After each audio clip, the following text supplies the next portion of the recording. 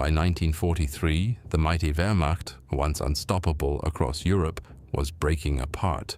In the deserts of North Africa, exhausted German soldiers surrendered by the tens of thousands. In Sicily, Italy, and later France, entire divisions laid down their weapons, their uniforms in tatters, their pride long spent. They were no longer conquerors. They were captives. For years, Nazi propaganda had painted America as a barbaric, chaotic place. A land ruled by Jews, gangsters, and greed. German soldiers were told that capture by the Allies meant torture or execution. "The Americans will make you slaves," one officer warned his men. So, when the first POWs were herded toward Allied trucks under the blazing African sun, fear mixed with disbelief. They expected revenge. Instead, they were given water. At first, they thought it was a trick. American medics bandaged wounds, distributed cigarettes, and handed out rations from tin cans marked US Army. For many Germans, it was the first real meal in days. One captured corporal from the Africa Corps wrote later, "It was the first time since the war began that someone looked at me as a man, not as a number." Within weeks, the captured Germans began a journey none of them had imagined, not to a prison in Europe, but to America itself. The Allies had decided to move large numbers of POWs across the Atlantic, away from battle zones and shortages. Ships that once carried tanks and supplies now transported prisoners. The Germans, stunned, boarded Liberty ships under the watchful eyes of armed guards. They were seasick, silent, and terrified. Rumors spread below deck. "They will drop us into the ocean." Others whispered that Americans used prisoners for experiments. But the truth, when they reached the American coast, was stranger than any rumor, and far kinder. In Norfolk, Boston, and New York, the prisoners stepped off the ships expecting jeering crowds, maybe stones or fists. Instead, dockworkers barely looked up from their cranes. For most Americans, the arrival of German prisoners was simply part of the war machine, another logistical operation in a country already producing more weapons, ships, and food than the rest of the world combined. The men were processed, deloused, photographed, and fingerprinted, but there was no cruelty, no humiliation. One US officer simply told them, "You are soldiers. The war for you is over. Behave, and you will be treated as such." The words hit like thunder. Treated as soldiers, not animals, not criminals, but men under the Geneva Convention. The Germans were loaded onto trains, windows shuttered, guards on either side. As the locomotives rumbled westward, they caught glimpses through cracks in the boards. Forests, rivers, wide plains, a country untouched by war. No bombed-out ruins, no starving civilians. America looked like another planet. Some wept quietly. Others clenched their fists, not in defiance, but in shame. Back home, their families were starving. Their cities were burning. And here, the enemy, the Americans back, were strong, calm, and astonishingly civil. None of the men on those trains knew it yet, but the next chapter of their captivity would challenge everything they'd been taught about honor, humanity, and what it truly meant to be civilized. The Atlantic crossing was a journey into the unknown. Thousands of captured Germans, Africa Corps veterans, U-boat crewmen, Luftwaffe mechanics were packed into the holds of Liberty ships. They slept in hammocks strung above cargo crates, their bodies pressed together in the stifling heat, the air thick with diesel and fear. The guards were quiet. Most were young American soldiers, barely older than the prisoners themselves. They didn't speak German, but they didn't need to. Their weapons spoke enough. For the first few days, the Germans expected cruelty. They braced for starvation, for beatings, for vengeance. They had heard the propaganda. Americans were mongrels, incapable of discipline, ruled by hatred. But the hatred never came. The guards brought them food, real food, not the watery soup and crusts they'd known at the front. The rations were the same as those for American troops: canned beef, bread, coffee, sometimes even fruit. When one German refused to eat, certain it was poisoned, a guard sat beside him, opened another tin, and ate from it himself. The man wept as he finally took a bite. On deck, prisoners were allowed brief moments in the sun. Some watched the horizon, trying to spot periscopes. German U-boats prowled the same waters, and irony hung heavy in the air. They might be sunk by their own navy. Every explosion in the distance made hearts stop. "If we die here," one prisoner murmured, "we die by our own hands." But the convoys were massive, protected by destroyers and aircraft. The Americans had mastered the ocean, and to the men who had been told that Germany ruled the seas, it was a revelation. The Allied war machine seemed endless, ship after ship, horizon to horizon. For the first time, the prisoners understood how outmatched their nation truly was. After 10 days at sea, the first coastline appeared. The Statue of Liberty loomed in the mist as their ship entered New York harbor. Some stared in silence, others looked away, ashamed. This was the America they had been told was dying under capitalism and chaos. And yet here it stood, bright and unbroken. They disembarked quietly, walking down gangways lined with MPs. There were no insults, no spitting crowds. American dock workers watched in silence, chewing tobacco, indifferent. For the first time, the Germans realized they were not hated. They were simply defeated. At processing centers in New York and Norfolk, the prisoners were deloused, issued clean clothes, and photographed. They were assigned numbers not as slaves but as soldiers under the Geneva Convention. Medical teams examined them carefully.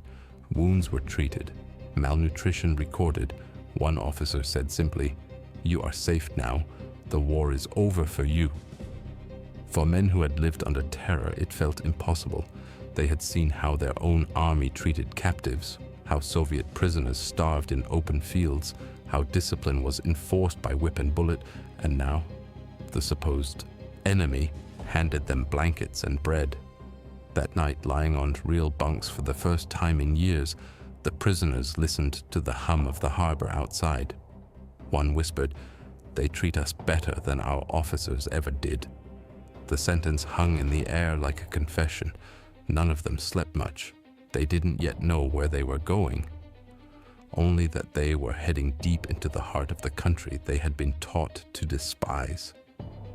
And there, beyond the horizon, behind barbed wire in America's quiet fields, they would discover something far more disarming than force: decency.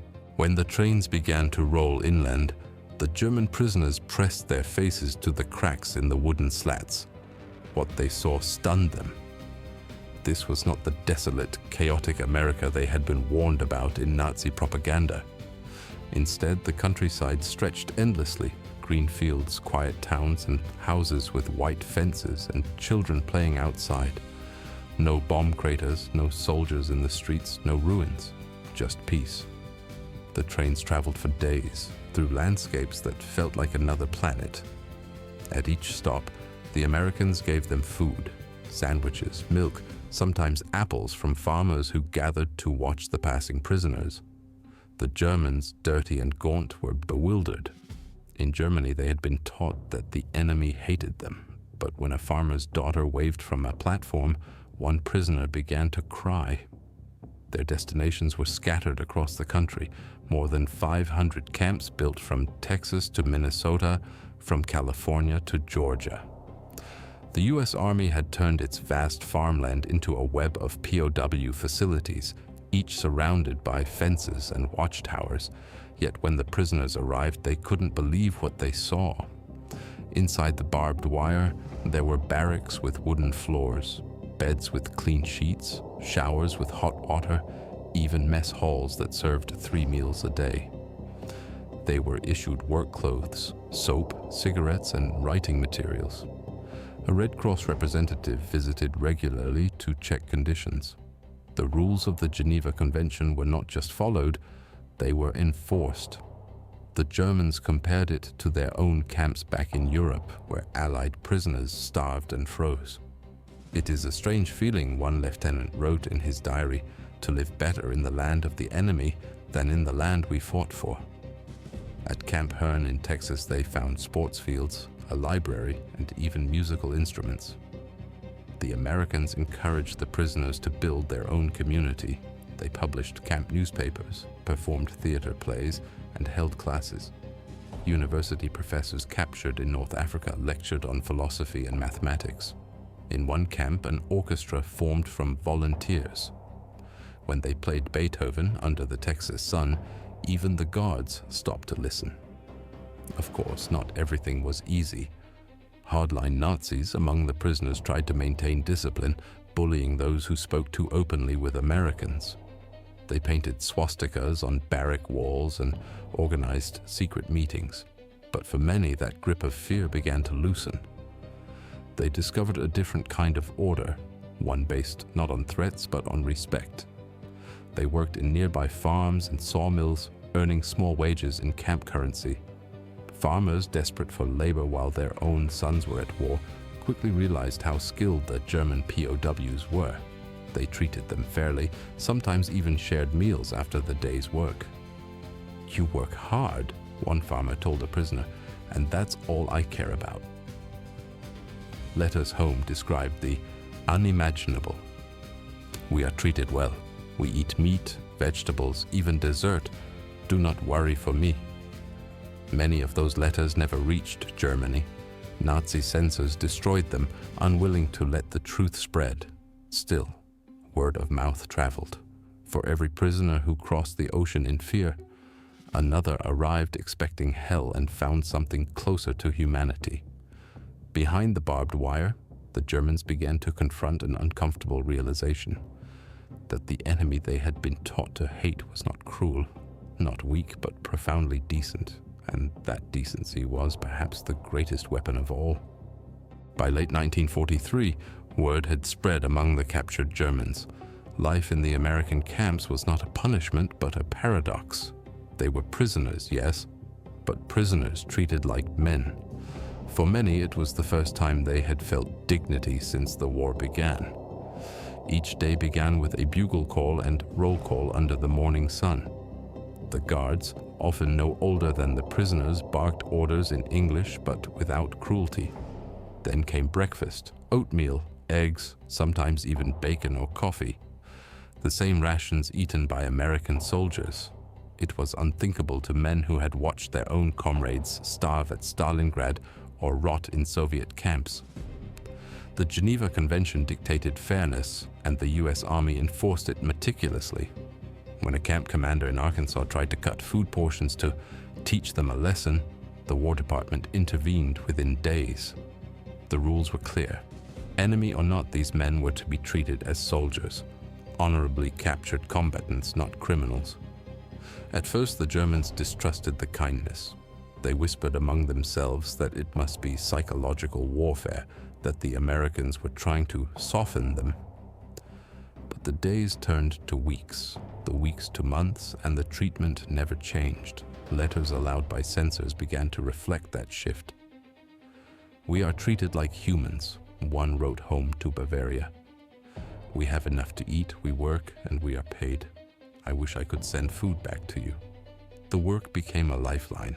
Across the Midwest and South, German prisoners harvested crops, cut timber, built roads, and repaired machinery. They were paid 80 cents a day in camp scrip, which they could use to buy cigarettes, soap, and stationery. The labor filled the void left by millions of American men overseas, and it gave the prisoners something more precious: purpose. Guards noticed that productivity was highest when they treated the POWs with trust. In some camps, farmers would pick up work details in the morning and return them unsupervised by sunset. Not a single man tried to escape. One Iowa farmer later said, "They didn't run away, they ran on time." But for the prisoners, the shock went deeper than comfort. Many had come from a German army where brutality was routine. Their officers struck them for small mistakes. Food was hoarded for ranks. Discipline came from fear. Here, in the enemy's hands, they were met with fairness. Some began to question everything they'd believed. "If this is what democracy looks like," a captured lieutenant wrote in his diary, "then we have been fighting for lies." The American guards too changed. At first they called them Krauts or Jerrys, but over time they saw them not as monsters but as boys who missed home, just like them. They talked, traded cigarettes, taught each other words. Guards learned how to say "Guten Morgen." Prisoners practiced "Thank you." The barbed wire remained, but the hatred dissolved. One guard put it simply, "You can't keep hating a man who plays chess with you every night." What began as imprisonment had become something more profound, a lesson in humanity during humanity's darkest hour. And for the Germans behind those fences, it was the beginning of an uncomfortable awakening. That they had found justice and mercy not from their leaders but from their enemies. Life inside the American POW camps evolved into a strange kind of normalcy. A world suspended between captivity and freedom. The fences and watchtowers never disappeared, yet the rhythm of the days gave the prisoners a sense of stability they hadn't known since before the war. They woke, worked, ate, and slept, but most of all, they thought. The Americans allowed the Germans to organize their own routines under military discipline. Captains remained captains. Sergeants still gave orders. Every camp had a Lagerführer, a senior German officer responsible for internal order. The US guards stood outside the wire, letting the prisoners manage themselves as long as they obeyed the rules. Ironically, many camps ran more efficiently than some American bases. But inside those fences, another kind of war continued, a silent one, fought between loyalty and conscience. The hardline Nazis, known as the True Männer, true men, tried to keep control. They held secret meetings, distributed smuggled Nazi propaganda, and threatened anyone who cooperated too closely with the Americans. They called such men Verräter, traitors. Some prisoners lived in fear of their fellow countrymen more than of the guards. At night, whispers filled the barracks. There were rumors of beatings, even of quiet executions of those suspected of betrayal. In a few camps, men were found hanged, officially suicides, but everyone knew the truth. The Reich had died in Europe, yet its shadow still lingered here. The Americans began to notice. They separated the camps, isolating Nazi hardliners from the moderate or reform prisoners. It was a delicate balance. Protect the men without breaking their spirit. The War Department's policy was clear. Education, not revenge. So, education began. The US Army launched the Special Projects Division, aimed at denazifying prisoners through exposure to democratic ideas. Camps received libraries stocked with banned books, Thomas Mann, Goethe, even American newspapers. Lectures on democracy, ethics, and world history were offered to those willing to attend. Some scoffed, others listened quietly, and thought of what Germany had become. Gradually, the atmosphere changed. Prisoners began to paint, write, and perform plays. Some built small chapels from scrap wood. Others created orchestras and debate clubs. In Camp Algona, Iowa, they built a full theater and staged a Christmas play called Stille Nacht. The audience included American guards, who applauded. For a few hours, barbed wire didn't matter. Still, the contrasts remained painful. While they ate well and slept safely, letters from home brought news of ruin. Cities bombed to ash, families starving, entire streets gone. "Our world is gone," one prisoner wrote, "and here, the enemy gives us bread." It haunted them. For some, guilt grew unbearable. Others vowed that if they ever returned home, they would build a Germany that deserved mercy, not demanded it. The guards saw the change too. They began to trust the prisoners more. Some played soccer together. Others shared cigarettes, even stories. One American sergeant later said, "They stopped being Krauts. They just became men trying to survive a war that was already over for them."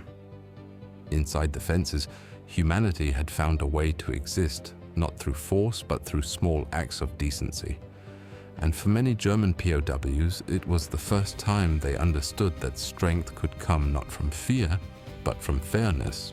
While German POWs found unexpected humanity behind barbed wire, a very different battle raged outside those fences, in the hearts of Americans at home. By 1944, more than 400,000 enemy soldiers lived in the United States, scattered across hundreds of camps. And word was spreading. Newspapers printed photos of smiling German prisoners playing soccer, working on farms, or sunbathing outside their barracks. To many American families who had sons fighting and dying overseas, it felt like an insult. Headlines called the camps vacation resorts for Nazis. Letters flooded Congress. Why do our boys eat K-rations while the enemy eats steak? The army tried to explain.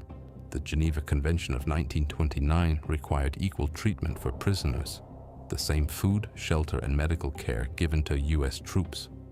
But that logic did little to calm grieving parents. For them, fairness was not enough. They wanted justice. Some called for executions, others for forced labor or starvation. Why should they live better than our dead? One mother wrote. Inside the War Department, the debate was fierce. A few generals argued that America should abandon the convention, that mercy would be seen as weakness. But others, led by General George C. Marshall, insisted that the nation's moral strength was as important as its military power. "We will not become what we fight," Marshall said. "We will win by remaining ourselves." So the policy stood. The camps remained humane. The army launched public tours to show the fairness firsthand. Reporters visited, skeptical, and left astonished. They saw clean kitchens, organized work crews, even small theaters.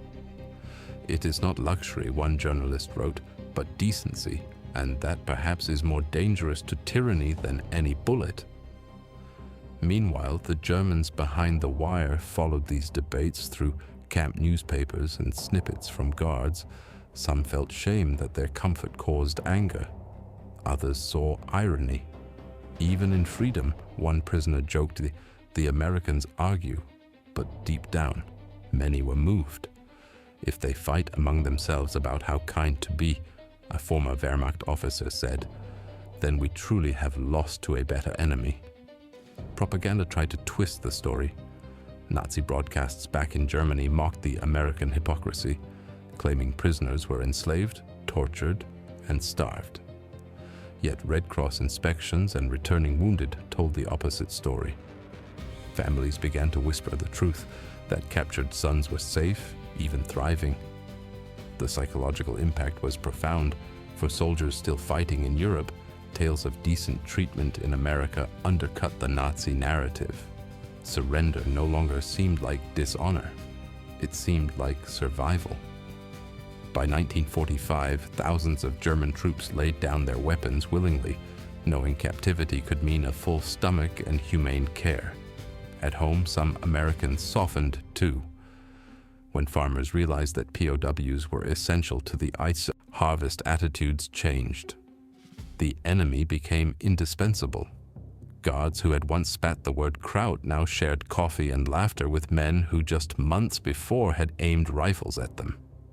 America's handling of its enemies became a quiet moral weapon. While the Axis ruled through fear, the Allies conquered through principle. And though few realized it then, the compassion shown in those camps would echo long after the last shot of the war was fired. Because in a time of hate and vengeance, the United States had made an astonishing statement that humanity itself could be an act of war. When the guns finally fell silent in May 1945, the men behind America's barbed wire expected that freedom would come quickly. They had watched from afar as Germany collapsed, as Berlin burned, as Hitler died in his bunker, as their homeland was carved into occupation zones. Many cheered the end of the war. Others sat in stunned silence, realizing that everything they had believed in had turned to ash. But liberation did not come overnight. The prisoners were no longer enemies in battle, but they were not yet free men. The US Army faced a logistical nightmare: how to repatriate nearly 500,000 Germans scattered across the country. There were not enough ships, and Europe lay in ruins. Some POWs remained in America for months, even years, after the war had ended. In that time, many had built small lives inside the camps. They worked on farms, fixed roads, made friends with guards and local families. Some were invited to American homes for Christmas or Thanksgiving.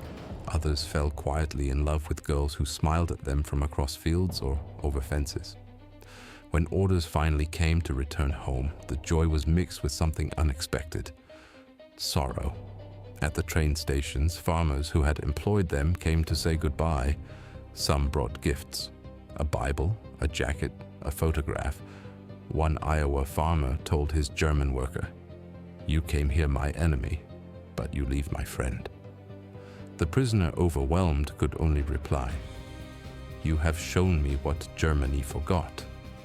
The journey home was the reverse of their capture: trains to the ports, ships across the Atlantic, uncertainty waiting on the other side.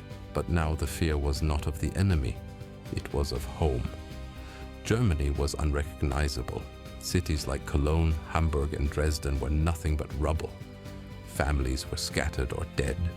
Many returned to find parents gone, wives remarried, or houses reduced to stone and dust. And then came the hardest part: the moral reckoning. Inside Germany, the truth of the concentration camps began to surface.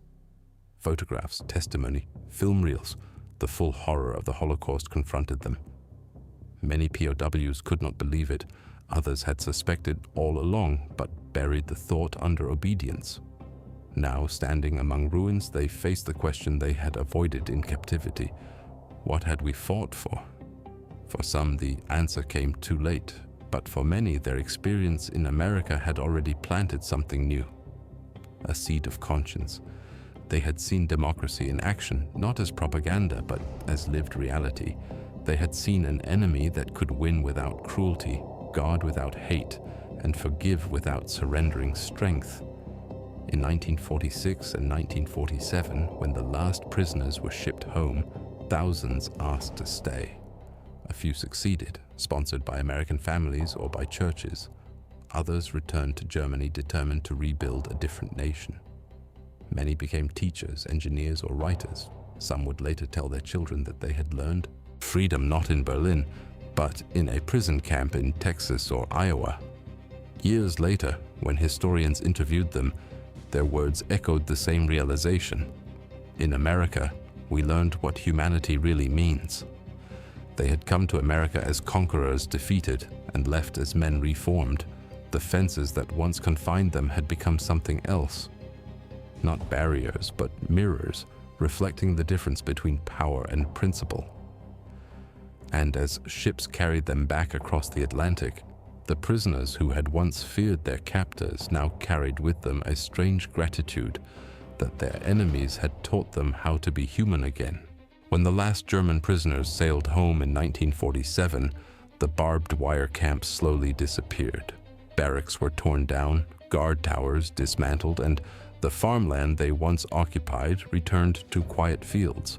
But what remained was something far greater than the fences.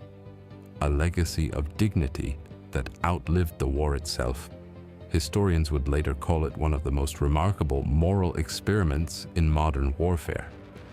In the midst of total global conflict, when hatred seemed to rule every nation, the United States had chosen restraint. It had chosen to treat its enemies by the letter and spirit of the Geneva Convention. And in doing so, it turned prisoners into witnesses of American ideals. For the German POWs who had lived through it, the experience marked them forever. When interviewed decades later, many said the same thing. America showed us who we could have been. They remembered the simple kindnesses: a guard sharing coffee, a farmer saying, "Thank you," a camp officer insisting that decency was not weakness. Those memories became the foundation of new lives. Thousands of former POWs returned to Germany determined to build something different from the Reich they had served. Some became teachers, some engineers, some community leaders. A few even returned to America, sponsored by the same families who had once employed them as farm laborers. One ex-soldier who settled in Wisconsin said, "I came as a prisoner and stayed as a free man." The moral power of the POW program rippled outward. The US Army used it as a model for future conflicts, proving that military discipline and humanity could coexist. And for post-war Germany, the testimony of those prisoners helped dissolve decades of propaganda. They told their children that the Americans were not monsters, that democracy, fairness, and justice were real. Yet the story also carried a quiet warning. America's mercy had not been easy. It had faced outrage at home, temptation to retaliate, and the pressure of vengeance. But by resisting, it preserved something vital, its own soul. "We won the war," one US colonel said, "because we never stopped being what we claimed to be." Decades later, small reunions of veterans and former POWs would take place. Old men with white hair and slow steps would shake hands across oceans of history. They didn't talk about battles, they talked about kindness, the thing that had surprised them most. One of them, once a soldier of the Africa Corps, put it simply, "The Americans defeated us without hatred. That is why we could respect them. That is why we could start again." In the end, the story of the German POWs in America was not about prisoners at all. It was about the meaning of victory, the kind that doesn't end with surrender, but with understanding. Because behind the barbed wire, far from the front lines, an extraordinary truth had been proven. Even in war, the greatest strength a nation can wield is humanity.